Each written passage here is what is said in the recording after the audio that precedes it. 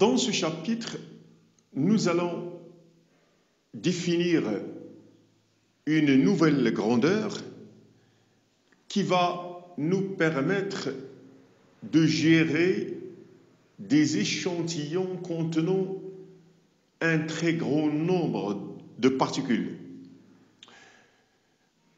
Parce que vous savez que dans la vie quotidienne, lorsqu'on doit gérer des échantillons d'un certain nombre, d'un très grand nombre d'objets, en général, on les classe par groupe, par catégorie, par paquet. Par exemple, la craie. On parle de paquet de craie. Au lieu de dire 100 craies, on dit pas un paquet de craie. Au lieu de dire 300 craies, on dit 3 paquets de craie. Les œufs sont classés par paquet de 30. C'est ce qu'on va faire pour les particules microscopiques que l'on rencontre en chimie. Alors d'abord, on va commencer par cette activité et supposons qu'on a un clou de fer, un petit clou de fer. On mesure sa masse. Alors on trouve à peu près 6 grammes. Comme donnée que l'on va utiliser dans ces calculs, l'atome de fer Fe56, ça veut dire qu'il contient en son noyau 56 protons et neutrons. Et la masse du proton, elle est à peu près égale à la masse du neutron. Elle a cette valeur 1,67 10 puissance moins 27 kg. Alors dans la première question, on va déterminer la masse, d'abord la masse d'un atome de fer. Ensuite, on va chercher quel est le nombre d'atomes de fer contenus dans ce clou. Alors, pour déterminer la masse d'un atome de fer, la masse d'un atome de fer est égale à 56 fois la masse d'un proton ou bien d'un neutron. Et ici, on néglige la masse des électrons parce que vous savez que la masse d'un électron, elle est presque 2000 fois plus petite que la masse d'un nucléon. On la néglige. Alors, on trouve 56 fois cette masse d'un nucléon. On trouve 9,4 10 puissance moins 26 kg. C'est la masse d'un atome de fer. Et si on cherche à déterminer le nombre d'atomes de fer dans le clou, de masse 6 grammes, il suffit de faire le calcul suivant. N, c'est la masse du clou, divisé par la masse d'un atome de fer. Ou bien vous pouvez commencer par dire que la masse du clou, c'est la masse d'un atome multiplié par le nombre d'atomes dans le clou. Alors 6 grammes divisé par 9,4 10 puissance moins 26, et ici on doit multiplier par 10 puissance 3 pour convertir en grammes, pour avoir gramme divisé par gramme, et on obtient 6,4 10 puissance 22 atomes. Alors observez que ce petit clou de fer, il contient un nombre de l'ordre de 10 puissance 22, 10 puissance 23 atomes. Ça veut dire, ce clou de fer, il contient un très grand nombre d'atomes de fer. Si je parle de 10 puissance 22, ça veut dire, parce que 1 milliard c'est 9 zéros, 9 zéros, ça fait 18, il reste 4. Ça veut dire 10 000 milliards, 2 milliards d'atomes de fer dans ce clou de fer. Parce que les atomes, ce sont des particules microscopiques. Pour comprendre mieux ce nombre, et pour comprendre qu'il est très très grand, on va calculer, on va supposer que l'on compte ces atomes de fer dans le clou de fer, et on va supposer que l'on fait passer un atome en 1 seconde. Alors, quelle est la durée nécessaire pour compter ce nombre dans ce petit clou de fer? Alors, il suffit de prendre, alors pour calculer cette durée, sachant qu'un atome, on le fait passer en 1 seconde, 6,4 10 puissance 22 atomes, ça veut dire 6,4 10 puissance 22 secondes. Et si je divise par le nombre de secondes dans une année, je trouve, alors je divise par 365,25 le nombre de jours dans une année, multiplié par 24 heures dans un jour, fois 60 minutes par heure, 60 secondes par minute. Donc c'est le nombre de secondes en une année. Si je divise ce nombre par ce nombre, le nombre de secondes divisé par le nombre de secondes par année, j'obtiens le nombre d'années. Ça veut dire, alors je fais le calcul, j'obtiens 2 10 puissance 15 années. Donc ce n'est pas possible. C'est un nombre très grand, c'est 10 à la puissance 6, ça veut dire 1 million de milliards d'années, pour compter le nombre d'atomes de fer dans ce petit clou de fer. Donc, il faut passer du niveau microscopique au niveau macroscopique. Ça veut dire on va définir une autre grandeur pour ramasser ces atomes sous forme de paquets.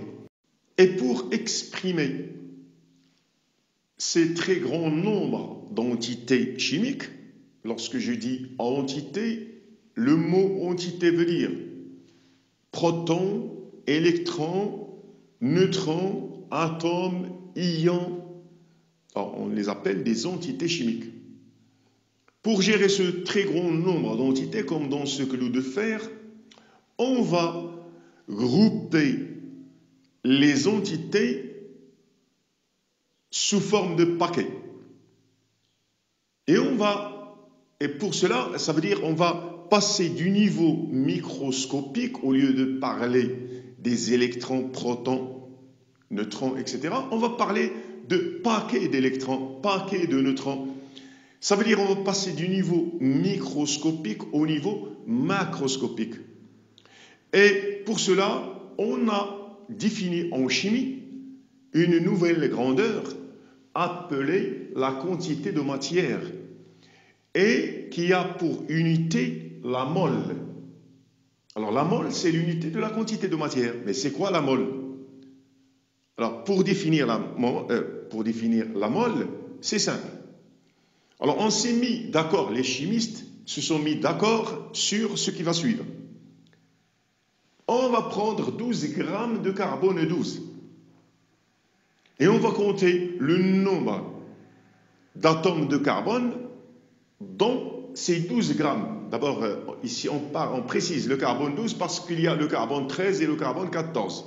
Le carbone 12, c'est le carbone contenant en ce noyau 6 protons et 6 neutrons. Alors 12 grammes de carbone 12, ces 12 grammes contiennent un certain nombre d'atomes. Alors ce nombre d'atomes, on va dire qu'il forme une mole. Et chaque fois qu'on a ce même nombre d'entités, électrons, protons, etc., on va dire que c'est une mole. Alors une mole, par définition, elle contient autant, ça veut dire le même nombre, autant d'entités qu'il y a d'atomes dans 12 grammes de carbone 12. Chaque fois que nous avons le même nombre d'électrons qu'il y a d'atomes dans 12 grammes de carbone 12, on dit que c'est une mole d'électrons. De même pour les protons, pour les molécules, etc. Et Ce nombre, il est donné par la constante d'Avogadro. Ce nombre d'atomes qu'il y a dans 12 grammes de carbone 12, ou bien qu'il y a dans une mole. Alors la constante d'Avogadro, c'est la suivante. Elle indique le nombre d'entités dans une mole. Une mole d'entités contient ce nombre de particules qui est égal à 6,022 10 à la puissance 23, et son unité, c'est mol moins 1, parce que c'est un nombre d'entités dans une mole. Si j'ai par exemple 6,022 10 puissance 23 protons, je dis que c'est une mole de protons. Et ce 6,022 10 puissance 23, c'est le nombre, l'origine de sa définition, c'est le nombre d'atomes qu'il y a dans 12 grammes de carbone 12. Alors ici, vous devez savoir aussi que ce nombre, il est très très grand. Je vous donne un exercice simple. Là, le Maroc, il a pour surface un peu plus que 700 000 km². Prenez 700 000 km². Je vous donne une mole de grains de sable. Chaque grain a comme épaisseur 1 millimètre. Ça veut dire, on va supposer que chaque grain est sous forme d'un cube d'arête 1 millimètre. Alors essayez de faire le calcul suivant. Quel est le nombre? Alors est-ce qu'on va couvrir le Maroc? Vous allez trouver qu'on va couvrir le Maroc, la surface du Maroc totalement. Et on va aussi mettre des couches de grains de sable. Et vous allez trouver que on peut couvrir le Maroc entièrement d'une couche d'une épaisseur de 1 km. Ça veut dire que, alors on va conclure de ceci, que ce nombre, il est très, très grand. Pourquoi très grand? Pourquoi très grand pour les grains de sable? Parce que les grains de sable, ce ne sont pas des particules microscopiques. Ce sont des particules macroscopiques, très, très grandes. C'est pour cela qu'on ne parle pas, on n'exprime pas avec ce nombre, avec cette nouvelle unité qui est la mole et qui contient ce nombre, on n'exprime pas le nombre de grains de sable, ni le nombre, on ne peut pas dire le nombre de une mole de voiture, une mole de personnes, ce n'est pas possible parce que ce sont des nombres très grands.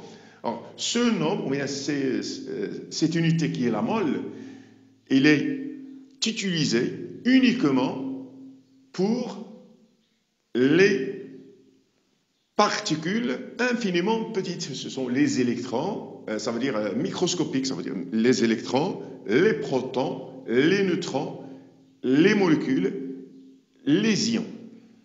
Donc, dorénavant, on va pouvoir exprimer ces grands nombres de particules, d'entités chimiques, en quantité de matière.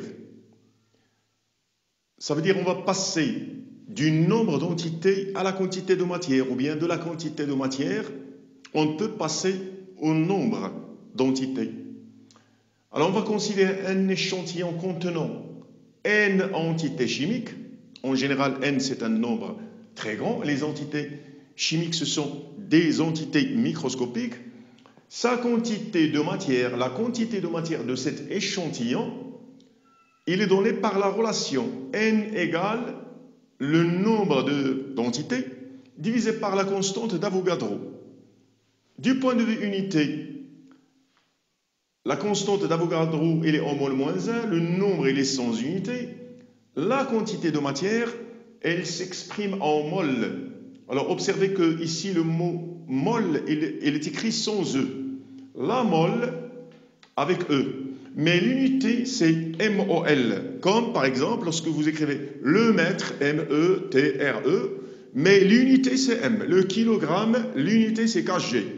La mol, son unité, c'est MOL.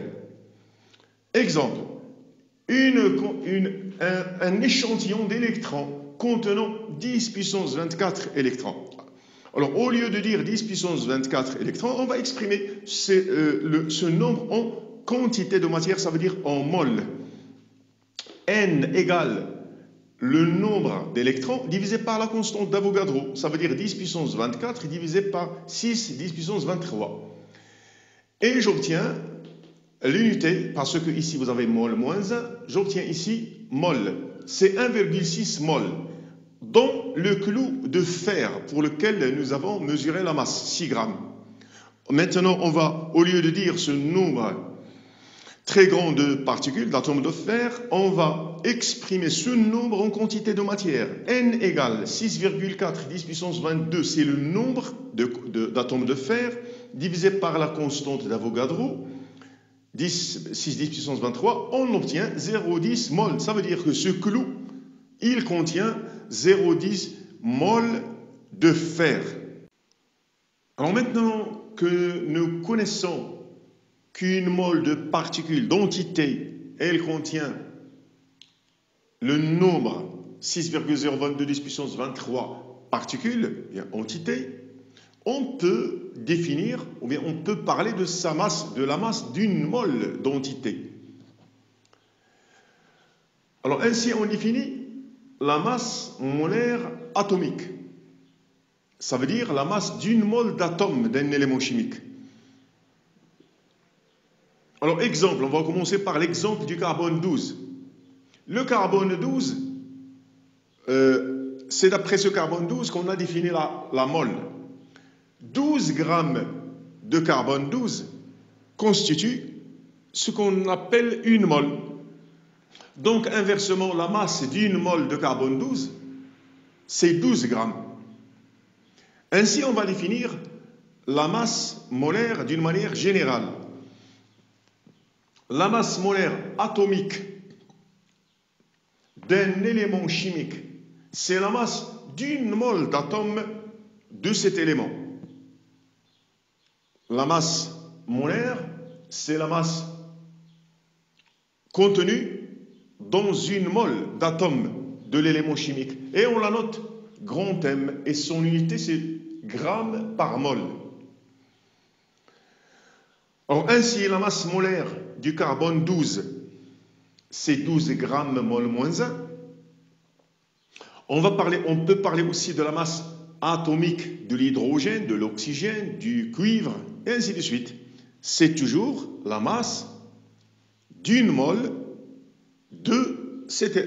d'atome de cet élément.